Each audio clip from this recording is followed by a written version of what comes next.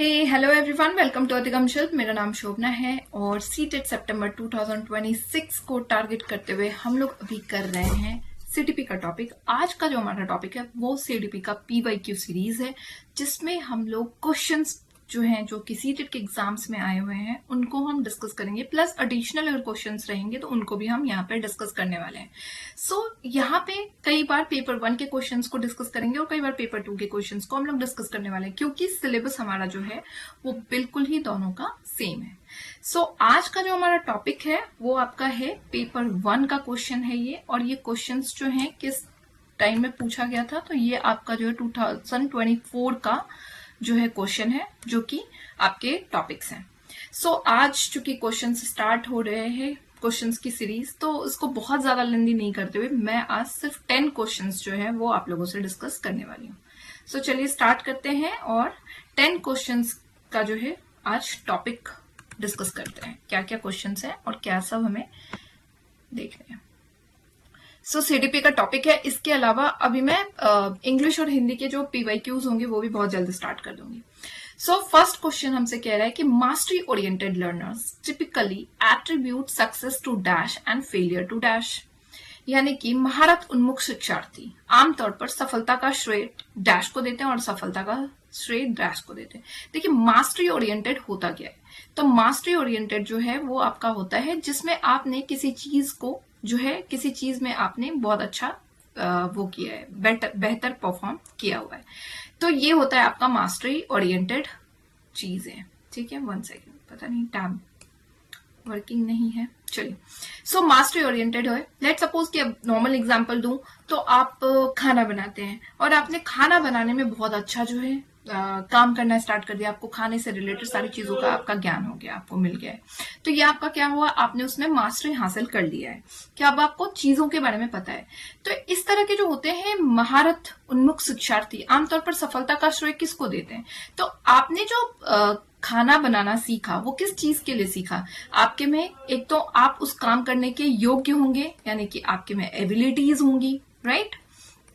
दूसरी चीज आपकी क्या होगी, आपने कोशिश किया होगा।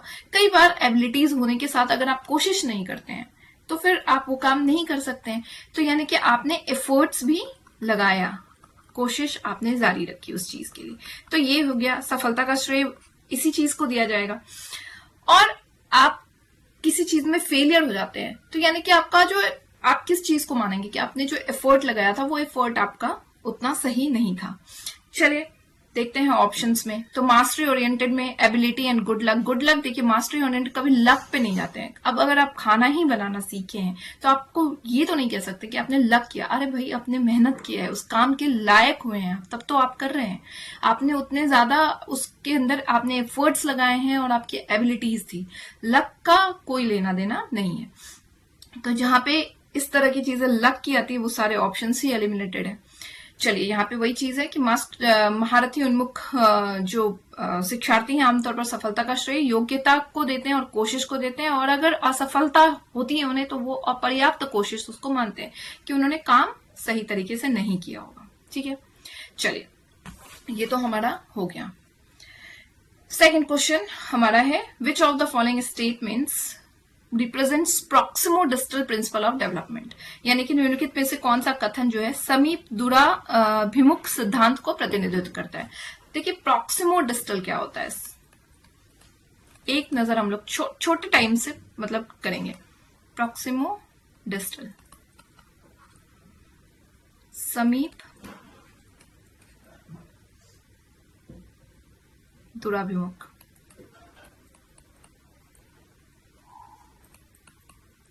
इसमें क्या होता है कि आपका जो है आपने देखा था 2 टाइप के होते हैं। एक सेफेलोकॉर्डिकल होता है जिसमें सिर से पैर तक आपका जो है हेड टू टो आपका जो है मूवमेंट्स आपके बॉडी में जो है वो ताकत आती है, जिसमें पहले बच्चों का नेक मूव होता है, फिर अपर बॉडीज, फिर लोअर बॉडीज, इस तरह से। और एक होता है प्रॉक्सिमो-डिस्टल जिसमें कि आपके बच्चों के सेंटर से जो है आप देखेंगे कि सेंटर से फार तक ये मूवमेंट्स जाती है।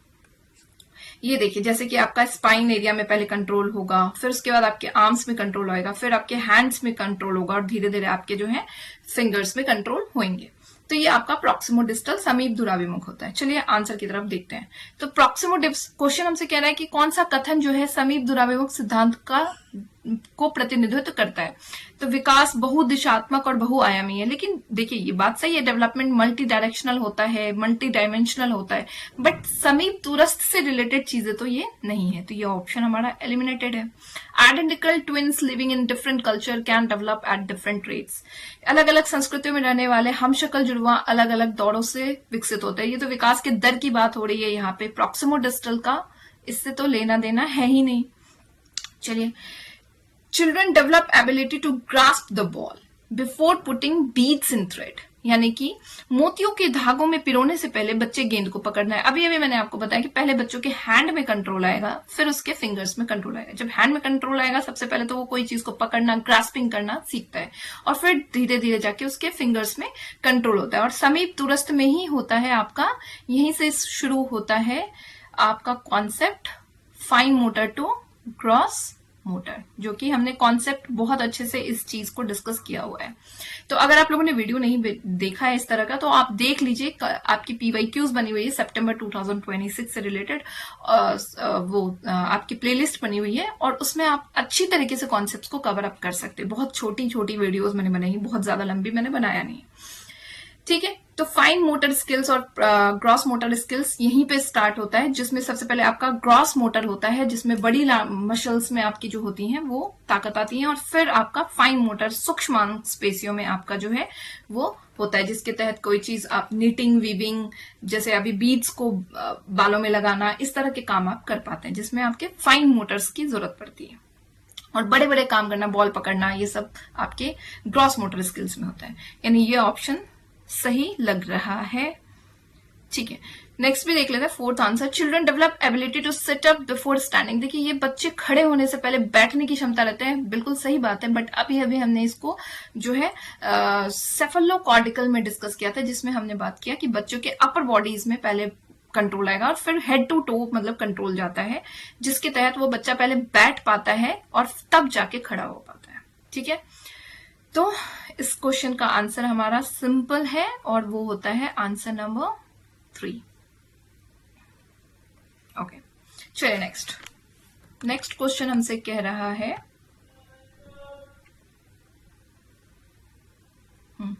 नेक्स्ट क्वेश्चन हमसे कह रहा है कि according to Vygotsky children speak themselves, children speak, one second,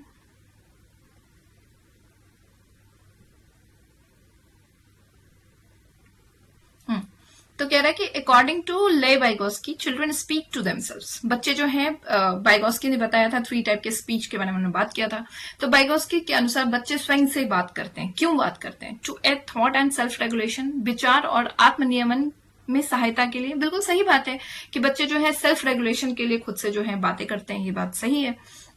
चलिए, तो ये आंसर अभी सही है। नेक्स्ट देख लेते हैं, to provide self reinforcement when adults are ignoring them, कि अपने आप को जो है आत्मसुदृढ़ीकरण प्रदान करने के लिए जब वयस्क उन्हें अनदेखा करते। देखिए बाइगोस्की ने कभी भी री इन्फोर्समेंट की बात नहीं करी है। उन्होंने कहा कि बच्चे आपस में अपने आप को जो है रेगुलेट करते हैं खुद स्वयं से बातें करके, ठीक है। तो ये ऑप्शन एलिमिनेटेड है, बिकॉज दे आर ईगोसेंट्रिक। ये उन्होंने कहा था प्याजे के हिसाब से बच्चे ईगोसेंट्रिक हैं, और बाइगोस्की का जिसमें बच्चा खुद से बातें करता है वो कहीं ना कहीं प्याजे के हिसाब से ईगोसेंट्रिक है, बाइगोस्की के हिसाब से नहीं है ये आत्मकेंद्रित। Because their thought is illogical, इसका कोई मतलब नहीं है। वो तो बच्चों के बारे में बहुत ज्यादा पॉजिटिव बातें करते हैं कि क्यूरियस है, जिज्ञासु है, लर्नर है, एबिलिटी टू लर्न है उनके अंदर, बहुत सारी पॉजिटिव बातें करते हैं, तो वो ऐसे इलॉजिकल थॉट्स तो बच्चों को बोल नहीं देंगे। सो यहाँ पे आंसर 1 इस क्वेश्चन का आंसर है। चलिए क्वेश्चन नंबर 4, क्वेश्चन नंबर 4 हमसे कह रहा है कि challenges in social communication are evident in, कि सामाजिक संचार में चुनौतियां किसमें स्पष्ट होती है, कि मतलब ऐसी कौन सी चीजें हैं इनमें से डिसऑर्डर जिसमें कि बच्चों को आप देख रहे हैं कि वो सोशली जो है सामाजिक तौर पे कम्युनिकेट कम कर पाते हैं, या उनको कम्युनिकेशन में, सामाजिक संचार में प्रॉब्लम, चुनौतियां आती हैं। तो चलिए पहला है आपका attention deficit hyper activity disorder, ध्यान न्यूनता अति क्रियाशीलता विकार में। देखिए अटेंशन डेफिसिट जो होता है, ADHD जो हमारा होता है, इसमें बच्चा जो है हाइपर एक्टिव होता है, ठीक है, वो एक जगह बैठता नहीं है, बैठना नहीं पसंद करता है। ठीक है, दूसरा है मस्तिष्क पक्षाघात में, सेरेब्रल पैलेसी में, इसमें बच्चों को जो है मानसिक जो प्रॉब्लम होती है वहां पे होती है। ठीक है, और लर्निंग डिसेबिलिटीज, तो लर्निंग डिसेबिलिटीज जो आपका है उसमें क्या होता है कि बच्चों को लर्निंग से रिलेटेड, जैसे डिस्ग्राफिया हो गया, डिसलेक्सिया हो गया, जिसमें लर्निंग से रिलेटेड उनको प्रॉब्लम होती है, राइटिंग्स को समझ नहीं पाते, लेटर्स को समझ नहीं पाते, तो वो चीजें होती है। ऑटिस्टिक स्पेक्ट्रम डिसऑर्डर यानी कि स्वलीन क्रम विकार, इनमें क्या होता है कि ये एक तरह से आपका ऐसा है, ऑटिस्टिक बच्चों से जब आप मिलेंगे तो आप देखेंगे कि वो सोशली नहीं इंटरेक्ट करते, क्योंकि उनको ना बॉडी लैंग्वेज दूसरों की, साइंस, सिंबल्स, लोगों की का ऑर्डर, ये सब चीजें समझ नहीं आती, वो कंफ्यूज्ड रहते हैं। उनको अगर आप कुछ बोलेंगे, इंस्ट्रक्शंस देंगे, तो वो उस चीज को फॉलो नहीं कर पाते। तो ये होता है आपका ऑटिज्म स्पेक्ट्रम डिसऑर्डर, स्वलीन क्रम विकार, जिसमें बच्चों के सोशल कम्युनिकेशन में उनको प्रॉब्लम, चुनौतियां आती हैं। सो इस क्वेश्चन का आंसर हमारा है आंसर नंबर 3। ठीक है, चलिए नेक्स्ट। नेक्स्ट है हमारा, according to Vygotsky theory of learning and development, which of the following is an example of scaffolding. देखिए, स्कैफोल्डिंग के बारे में हमने बहुत बार, कई बार बात किया हुआ है और सबका ही मुझे लगता है कि ये क्लियर होगा पार्ट। बाइगोस्की के सीखने और विकास के सिद्धांत के अनुसार निम्नलिखित में से कौन सा आलंबन का उदाहरण है? आलंबन, एक बार फिर भी हम एक नजर देखते हैं। आलंबन यानी कि स्कैफोल्डिंग होता क्या है? स्कैफोल्डिंग होता है जब आप किसी को टेम्पररी हेल्प देते हैं, बच्चों को अस्थायी तौर पे सहायता करते हैं। जैसे कि अभी मैं ही आपके क्वेश्चंस को सीटेड की लर्निंग में आपको अस्थायी तौर पे सहायता करती हूँ, बट करना आपको ही है। मैं तब तक आपकी सहायता कर रही हूँ इस क्रम में जब तक कि आप सीटेड के एग्जाम्स को क्लियर नहीं कर पा रहे। एक बार आपने क्लियर कर लिया यानी कि आपका काम, अब आपकी जर्नी आपकी है, आपको उस चीज पे पकड़ अच्छे से बन चुकी है। तो ये स्कैफोल्डिंग होता है। अब इसमें क्या है, ऑप्शंस देखते हैं। Demonstrating a skill to a student and then having them master in on their own, एक छात्र को एक कौशल का प्रदर्शन करना और उन्हें फिर अपने दम पर उससे महारत हासिल करना। जब भी बात हमने स्कैफोल्डिंग में हमने करी है कि हम किसी को टेम्पररी हेल्प दे रहे हैं, सहायता प्रदान कर रहे हैं, तो फिर उसके अपने दम पे कैसे बात आ जाएगी? हम वहां पे टेम्पररी हेल्प तब तक देंगे ना जब तक वो अपने दम पे वो काम नहीं कर पा रहे हैं। तो फोर्थ ऑप्शन एलिमिनेटेड है। ठीक है, providing students with reading assignment and asking them to answer question independently, यानी कि एक छात्र को पढ़ने का कार्य देना और उन्हें स्वतंत्र रूप से सवालों के जवाब देने के लिए कहना। हम यहाँ पे बच्चों को स्कैफोल्डिंग, अस्थायी हेल्प की बात कर रहे हैं, अस्थायी मदद की बात कर रहे हैं, तो हम उसको स्वतंत्र रूप से तब तक नहीं छोड़ पा रहे हैं जब तक वो उस काम के करने के लिए सक्षम, योग्य नहीं है। तो ये भी चीज खत्म हो गई। फिर providing student with great for their work as motivation. देखिए, मोटिवेशन, अभिप्रेरणा का काम हम यहाँ पे करते नहीं है, और बाइगोस्की वैसे भी कभी कहते नहीं है कि मोटिवेशन से रिलेटेड बात वो करते नहीं है। वो कह रहे हैं कि आपको बच्चों को जो है, बच्चे खुद पॉजिटिव हैं, आपको बच्चों को पॉजिटिव एनवायरनमेंट प्रदान करना है। ठीक है, चलिए next, breaking a task down into smaller steps and providing support as needed, यानी कि किसी कार्य के छोटे चरणों में तोड़ना और आवश्यकता सहायता प्रदान करना। बिल्कुल सही बात। अब जैसे मैंने ही ये सीटेड का जो पीवाईक्यू सीरीज है, ये 30 क्वेश्चंस का सीरीज है, अब मैंने इसको क्या किया, 10 क्वेश्चंस में कर दिया, सो दैट कि थोड़ा बोर्डिंग क्लास ना हो, अच्छी तरीके से चीजों को हम डिस्कस कर पाए। तो यही तो है कि आप अपने टास्क को छोटे पार्ट में, स्मॉलर स्टेप्स में तोड़ रहे हैं और फिर आप उस हिसाब से उसको सपोर्ट दे रहे हैं, सहायता प्रदान कर रहे हैं। तो यानी कि फर्स्ट आंसर बिल्कुल सही बता रहा है। Okay, 6th number question, dysgraphia is characterised by. Dysgraphia, जैसे ही ग्राफिया वर्ड आ जाता है तो ग्राफिया वर्ड ही लेखन से रिलेटेड आ रहा है। यहाँ पे हिंदी में लेखन लिखा हुआ है, यानी कि इसमें लिखने से रिलेटेड चीजों की प्रॉब्लम होती है। ठीक है, डिसलेक्सिया में लर्निंग से रिलेटेड प्रॉब्लम होती है। डिसकैल्कुलिया में कैलकुलेशन से रिलेटेड प्रॉब्लम होती है, गणना से रिलेटेड प्रॉब्लम होती है। तो यानी सिंपल है, इसमें आपका डिफिकल्ट इन राइटिंग आपका होगा, 2nd नंबर ऑप्शन इसका जाएगा। ठीक है, चलिए नेक्स्ट। 7th नंबर क्वेश्चन कह रहा है, in order to help students to become good problem solver, a teacher should emphasise on the practice of. अच्छे समस्या समाधानकर्ता बनाने में विद्यार्थियों की सहायता के लिए एक शिक्षक निम्नलिखित में से किस प्रक्रिया को बल देगा? यानी कि अगर एक जो है स्टूडेंट्स को आपको गुड प्रॉब्लम सॉल्वर बनाना है कि वो अच्छी तरीके से प्रॉब्लम को जो है सॉल्व कर ले, तो टीचर को यहाँ पे किस तरह से जो है करना चाहिए। तो focusing on information that confirms existing beliefs and preconceptions, ऐसी जानकारियों पर ध्यान देना जो पहले से मौजूद विश्वासों और पूर्वाग्रहों की पुष्टि करता है। तो यहाँ पे देखिए हमको उसको गुड प्रॉब्लम सॉल्वर बनाना है, तो यानी कि हमें उसको जो है यही सिर्फ कि जो उसको पता है, जितनी चीजें उसको पता है, सिर्फ हम वहां पे फोकस करेंगे तो हमारा काम नहीं बनेगा, क्योंकि जब वो आगे जाएगा और कोई ऐसे प्रॉब्लम्स होंगे जिसमें उसका ध्यान जो है जो उसको जानकारियां हैं उससे ज्यादा उससे डिमांड कर रहा है, कॉग्निशन लेवल उसका संज्ञान उससे ज्यादा पूछ रहा है, तो वहां पे वो डिफिकल्ट फील करेगा। तो ये ऑप्शन हमारा काम का नहीं है। Second, approaching problems in particular fixed fashion. एक ही तरीके का क्वेश्चन, अब आपने सब टाइम में बच्चे को बोला a+b का होल स्क्वायर, a+b का होल स्क्वायर, तो सिर्फ गुड प्रॉब्लम कैसे हो गया उसका? उस स्टैंडर्ड में और भी तो क्वेश्चंस होंगे, ज्योमेट्रीज होंगे, उसका जो है ट्रिगोनोमेट्रीज होंगे, स्टैटिक्स होंगे, तो बहुत सारी चीजें होंगी ना। तो आप एक ही अप्रोच को एक ही तरीके से हल नहीं कर सकते हैं, तो ये भी आपका ऑप्शन जो है एलिमिनेटेड है। Breaking large complex into smaller manageable problem, बिल्कुल सही बात है कि आप जो है जब मैथ्स बच्चों को देखते हैं, आप स्टैंडर्ड्स जैसे 7th स्टैंडर्ड का मैथ्स है तो उसको आप देखेंगे पहले प्रीवियस नॉलेज से जोड़ रहा है, सबसे पहले का उसका जो कुछ चैप्टर फर्स्ट होगा वो प्रीवियस नॉलेज बेस्ड होगा, फिर उसके बाद एक नई जानकारियां आप दे रहे हैं, फिर उसको उस लेवल से थोड़ा सा हायर कर रहे हैं, फिर उसको नई और जानकारियों से जोड़ रहे हैं ताकि वो आगे चल के एक गुड प्रॉब्लम सॉल्वर बन पाए। तो यही होता है कि आप जो है आप उसके जटिल समस्याओं को जो है पहले क्या करते हैं, छोटे प्रबंधनीय समस्याओं में विभाजित कर रहे हैं, डिवाइड कर रहे हैं, छोटे छोटे प्रॉब्लम्स में डिवाइड कर रहे हैं और फिर आप उसको उस हिसाब से आगे की तरफ मूव कर रहे हैं।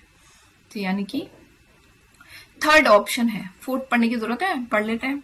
Catering only on and one particular pieces of information. देखिए ओनली जब ही वर्ड हो जाता है तो वो नेगेटिव है, टैग वर्ड्स में हम लोग डिस्कस करेंगे इस बारे में।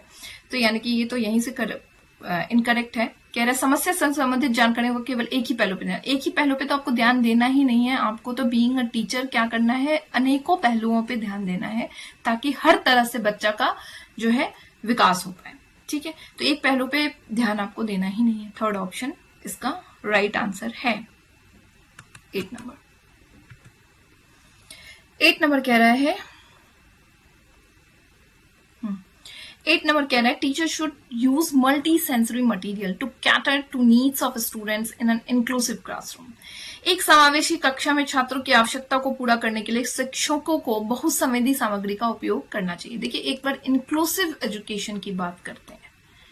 समावेशी शिक्षा क्या है? देखिए समावेशी शिक्षा होता है जिसमें बच्चे जो हैं यहाँ पे बहुत डिफरेंट टाइप के बच्चे जो हैं आपके क्लासरूम में।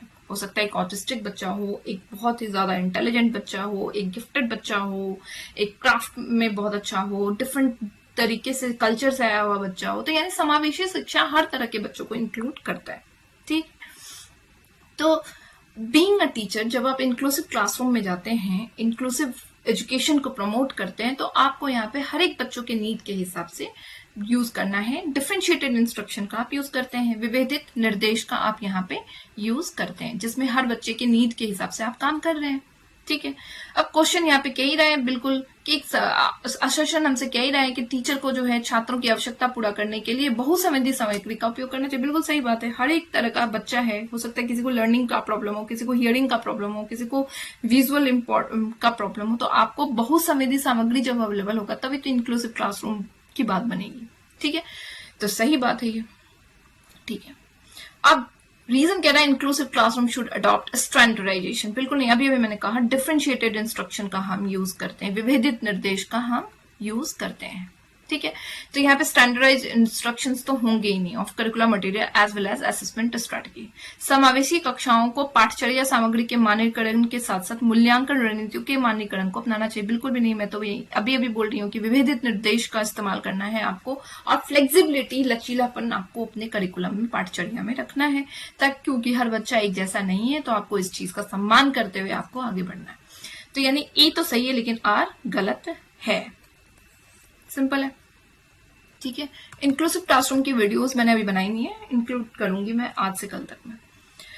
ठीक है, 9th नंबर क्वेश्चन हमसे कह रहा है कि इन द कंस्ट्रक्टिविस्ट व्यूज, एक रचनावादी दृष्टिकोण से इंडिविजुअल आर पैसिवली, देखिए रचनावाद, कंस्ट्रक्टिविस्ट जो होते हैं ना रचनावाद, तो वो हमेशा कहते हैं कि बच्चे जो हैं एक्टिव हैं, बच्चे पॉजिटिव हैं, क्यूरियस यानी जिज्ञासु हैं, उनमें एबिलिटी टू लर्न है, वो नन्हे साइंटिस्ट हैं।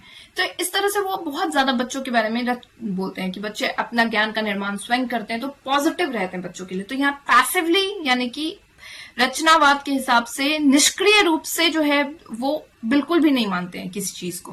तो इंडिविजुअल्स जो है, कोई व्यक्ति पर्यावरणीय घटनाओं से निष्क्रिय रूप से प्रभावित होता है, ये नहीं है। वो एक्टिव रूप से प्रभावित हो सकता है बट निष्क्रिय रूप से बिल्कुल भी नहीं होगा। ठीक है, नेक्स्ट है individual are conditions to learn new behaviours, व्यक्तियों को नए व्यवहार सीखने के लिए अनुकूलित किया जाता है। बिल्कुल भी नहीं, आप अनुकूलित नहीं कर रहे हैं बच्चों को, किसी को भी। बच्चे खुद सीख रहे हैं या इंडिविजुअल किसी चीज को खुद सीख रहा है। अब जैसे मान लीजिए आप सीटेट की लर्निंग के लिए कर रहे हैं, तो आपको किसी ने प्रेशराइज किया होगा इसलिए नहीं कर रहे हैं आप लर्निंग, आपको खुद लगा है, आप उस चीज के लिए खुद जो है कर रहे हैं, करना चाहते हैं, तभी आप उसकी प्रिपरेशन कर रहे हैं। तो ये तो है ही नहीं कि किसी को अनुकूलित किया जाएगा। तो ये ऑप्शन भी एलिमिनेटेड है। ठीक है, learning is extending and transforming to current understanding, बिल्कुल सही बात है ये कि सीखना जो है वर्तमान समझ का विस्तार और परिवर्तन है। आपने अभी जितना सीखा है, अभी सीटेट के प्रिपरेशन के बाद, सीटेट के एग्जाम्स के बाद आप नोटिस करेंगे कि आपका संज्ञान जो है वो उसमें विकास हुआ है, आपको ज्यादा चीजें अब क्लैरिटी मिल गई है कॉन्सेप्ट्स की। तो सीखना जो है वर्तमान समझ जो आपका है, जितना आप अभी समझ रहे हैं, उनसे आपका विस्तार होता है और आप में परिवर्तन होते रहते हैं। आप पहले अपने आप को देखेंगे, जज करेंगे, और आज में जज कर रहे हैं, तो आपको अपने लर्निंग में, चाहे आपके अपने संज्ञान में बहुत सारे परिवर्तन दिख रहे होंगे। तो सही बात है ये, थर्ड ऑप्शन सही लग रहा है। नेक्स्ट एक बार फोर्थ भी देख लेते हैं। Learning is simply writing association on the blank states of our brains, बिल्कुल ही गलत है। सीखना बस हमारे दिमाग को की कोरी स्लेट पर संगों को लिखना है, बिल्कुल भी नहीं। दिमाग को ब्लैंक स्लेट जो है हम बिल्कुल नहीं कहते हैं। तो ये ऑप्शंस जो है हमारा एलिमिनेटेड है। आंसर नंबर 3 हमारा राइट आंसर है। चलिए नेक्स्ट थर्ड नंबर क्वेश्चन पे हम मूव करते हैं, 10th नंबर क्वेश्चन पे हम मूव करते हैं, और ये हमारा लास्ट है आज का। सो असर्शन और रीजन बेस्ड क्वेश्चन है। Effective teacher familiarise themself with daily life and social cultural background of learner, यानी कि प्रभावित शिक्षक खुद को शिक्षार्थियों के दैनिक जीवन और उनके सामाजिक सांस्कृतिक पृष्ठभूमि से परिचित कराते हैं। ठीक है, सही बात है ये कि एक इफेक्टिव टीचर क्या करेंगे, हमेशा डेली लाइफ, आपको जो है आपकी जो जानकारियां हैं उसको डेली लाइफ से रिलेटेड आपको जो है जोड़ेंगे डेली लाइफ से, और आपको सोशल कल्चरल बैकग्राउंड जो है लर्नर्स का उससे जोड़ेंगे। ठीक है, आपके समाज से, किस संस्कृति से आ रहे हैं, उन चीजों को रिलेट करके डेली लाइफ से पढ़ाएंगे। बिल्कुल सही बात है। असर्शन यहाँ पे सही है। रीजन कह रहा है learning take place in social context, बिल्कुल सही बात है कि लर्निंग जो होता है वो हमारा क्या होता है, सामाजिक संदर्भ में सीखना हमारा होता है, लर्निंग होता है।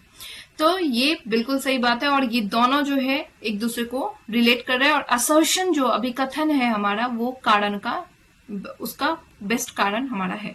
तो ए जो है हमारा, ए एंड आर दोनों ही सही है, और ए आर की व्याख्या कर रहा है।